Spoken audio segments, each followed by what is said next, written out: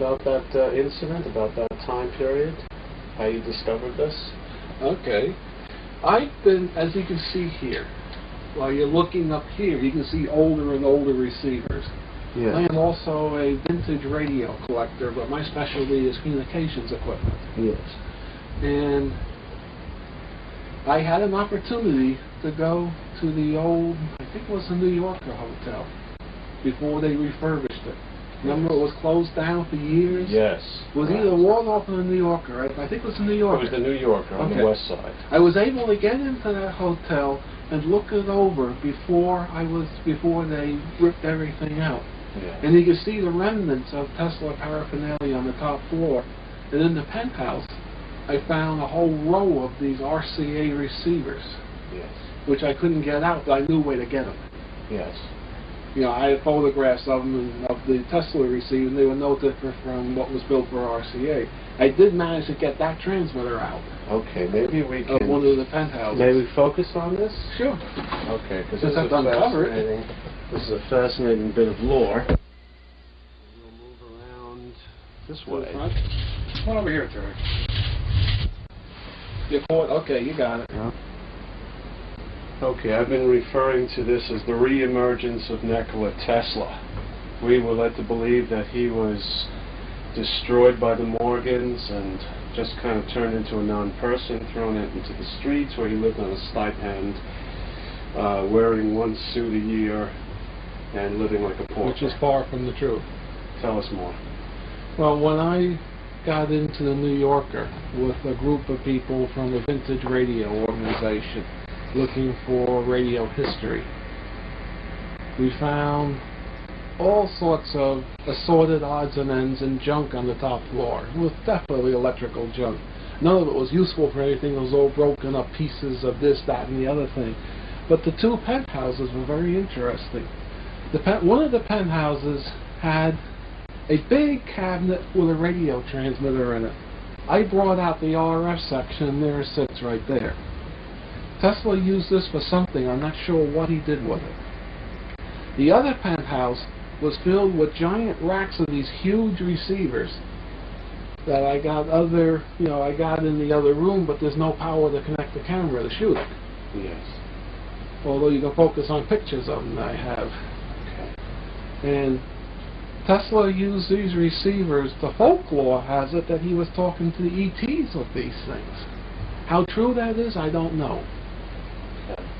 There's a lot of folklore about Tesla talking to ETs, and that in the later years his developments were ET inspired. But who knows for real? Right. What about his involvement with the electric car and wireless transmission of power, psychogenerative beam signals, etc.? How did that relate to this kind of... Well, he probably was transmitting psychoactive signals with this. Okay. Because this transmitter has... etc. How did that relate to this kind of... Well, he probably was transmitting psychoactive signals with this. Okay. Because this transmitter has modifications in it that are similar to the ones I use here to transmit psychoactive signals. I see. In fact, it's very similar. After I made the modifications, I brought this back, I studied this, I realized, hey, I'm not the first one to do this sort of thing. Okay. Anything unusual you saw in the circuitry there, perhaps, you could mention? What it is, it's more the ratios of the coils and the capacitors and the resonant networks and the way things are laid out. The whole lower chassis in this transmitter, which is the driver, the frequency generator and driver, has been completely redesigned because this is a standard Federal radio telephone like this receiver here, yes, made by the same company. This is a standard shipboard transmitter. And I have full set of manuals on it. And that lower chassis is nothing. You know, front looks the same, right, but the lower chassis in the back has been entirely redesigned. Okay. Not even using the same tubes. He even changed the tubes. Okay. 6L6s are not all that great at high frequencies, okay, but he's got them in there. The thing originally used a weird tube, but that whole bottom chassis has been rebuilt. So we're looking at a piece of Nikola Tesla machinery. Okay. The receivers were in very bad shape because all the windows in the penthouse were gone. They were all open, they were covered with pigeon dirt, and they were rusted and this sort of thing. But this was sort of in a room, all sealed up by itself. Now, all the windows are out of that penthouse. You can see whatever you used for a control mechanism to this thing was worthless. It was all rusted, gutted. But this, I knew in the penthouse there was a corner that was blocked off. And I found how to open the door, and there was this nice transmitter still in beautiful shape. Okay. So this is a transmitter? Yeah. We carried out the RF section. We left the transformers, because transformers are standard. Okay. Also, the elevator wasn't working. So my friends and myself, we had to carry this downstairs from about seemed like the 50th floor. Yeah. There was 4 of us. We all took turns carrying this thing down the stairs, as carrying other stuff down the stairs that the other fellows wanted. It's a beautiful piece of machinery. Okay. Beautiful. Maybe you want to shoot the back of it too. That sounds like a good idea. We'll reposition. Would you like to say some more about it? We can see the coil. Well, you can see here we have what appears to be a standard radio transmitter. The only thing is you got to look at the details of the construction of this chassis here. Underneath? Yeah. This chassis is built different from what it was originally designed. The upper section is standard. Of course, you can't tell by looking at it. You'd have to actually schematic it out, and you'll find that the circuit is entirely different from what came from the factory. So it's nice work. It's beautiful. You know, he did a nice job on it. Whoever did it for him, if he didn't do it, did a nice job. But 606s aren't strong enough to drive a pair of 813s. Usually you need something like an 837 to drive 813s or something like that. Can you talk a little about his electric car? That seems to occupy a lot of people's imagination. Well, I have personally talked to people that were descendant from his lawyer that have seen the electric car. Yes. And I'm still trying to find out where it is. It I'm still tracking it. I see. I don't know if it still exists, but I'm trying to find out what actually happened to it in the end. Where did it go? Was it destroyed? This sort of thing. But I haven't been able to find it. For all we know, this may be the transmitter to the electric car. I don't know. Yeah. I don't know what he did.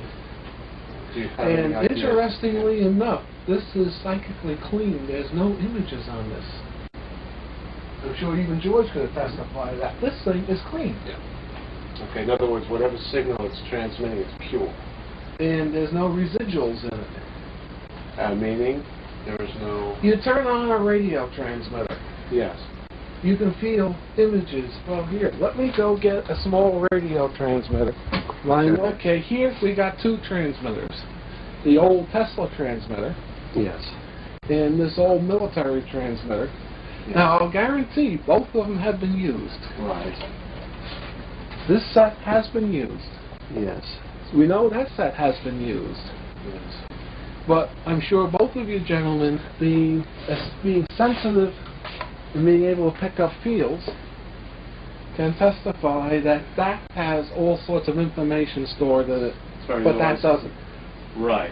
I do feel that. I do sense that. Yeah, it's very busy. Yeah. Yeah, it feels like this one's See, been whenever used. you turn these things on, Right. it leaves residuals of what went through them, the information. I see. This is A fascinating. good So psychic, somewhat of a wave pulsation to it. Yeah. a true psychic can read what this is sent. Yeah, this is noise. There's nothing on that. Yeah. This is clear. The Tesla transmitter. The Tesla transmitter is clear. Somehow, he's got this self-clearing. I don't know how. That's the reason it's sitting here, because I'm still studying it. I see. Trying to figure out why is this self-clearing and this is not, for instance. What about the transparency of the device to the signal, maybe? I don't know. How transparent the materials? Are the materials radically different? No. Not really. It's aluminum, copper, steel, ceramic, tubes. Well, there's something's in it. Mm-hmm. Yeah, this one feels like I'm getting a time too. I'm getting a time. Yeah, like about 50s. World War. Well, yes, this could have been used up into the 50s, definitely. Yeah. Okay. Because this was built in the late 40s. Okay. Yeah, not into the 60s, No. but certainly up until the middle 50s. A lot of activity. Well, this was replaced by the GRC9 in the mid 50s. Okay. So they only used these up to the middle 50s. It's very noisy. There seems to be, if I can just step Sure. into the field here, there seems to be a lot of noise around these functions here. Well, you're at the oscillator end. These components Yeah, right here. That's the oscillator. This is kind of, it's going in, the signal feels like it's going in and like really Okay, you buzzing are here. picking up the conjugate return that's coming back into the transmitter. That's interesting. Okay. That's the image you talked about when we were on the roof. Right. The way the receiver acts like a transmitter and the transmitter It acts like a receiver. It's Right. fascinating. Yeah. I just wanted to pick up on something that I mentioned on the roof before and didn't fill in. It's been a theory of mine. Maybe we can bat this around the room. A lot of people think that because 2, 3, 4 or more psychically sensitive people are picking up different things, that means they're all wrong. Not And necessarily. Definitely does not mean that they're all wrong. It means that they're all picking up something, possibly in different resonant levels. Well, for instance, on this, how many messages would you guess that the Army sent with that? Lots. So there's something of every message in there. Yikes, yeah. A different psychic may pick up on a different message. Right. And if you read it, if I was to bring in 50 psychics, I bet you get 50 different readings. If I could pick up a place on the East Coast where the signals were coming out of, It's me, I don't know. Maryland maybe. I have no idea. I'm just trying to cite this thing. This I picked up at what's known as the Ham Fest, which is a ham radio flea market, Okay. where hams go to sell off their excess junk, and where that came from, where it was used, I don't have the foggiest. Okay, that versus this.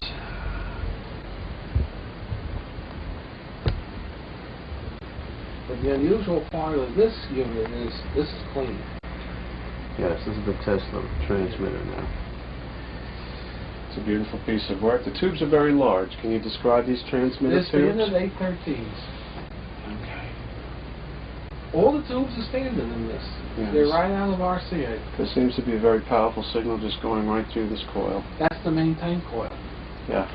That's Yeah. what goes to the antenna. That And coil. the signal doesn't seem to be transverse. It seems to be a longitudinal signal. Boom. That's the relativistic function of the transmitter. Okay. This is from the 30s also, by the way. Okay. Should we fade on this? Sure. Okay. Anything else to add? Well, we go in the green room. Okay. We'll do. One last look. One last look.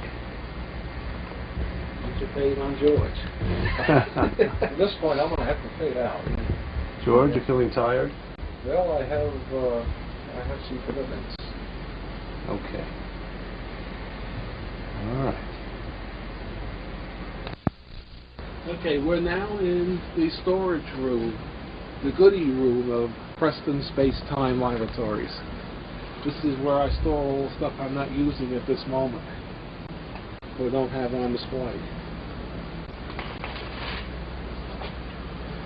If you turn around behind you over here, you see our transformers.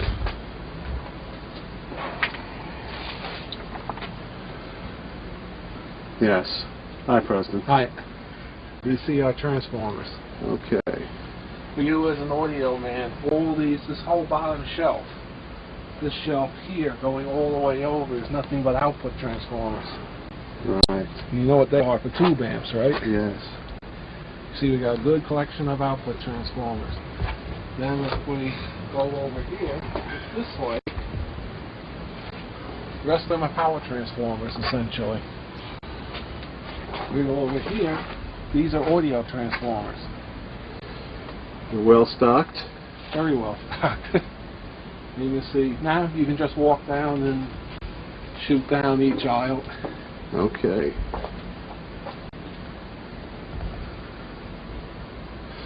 How many years has it taken you to collect all of this material? Probably about 20 years. 20 years.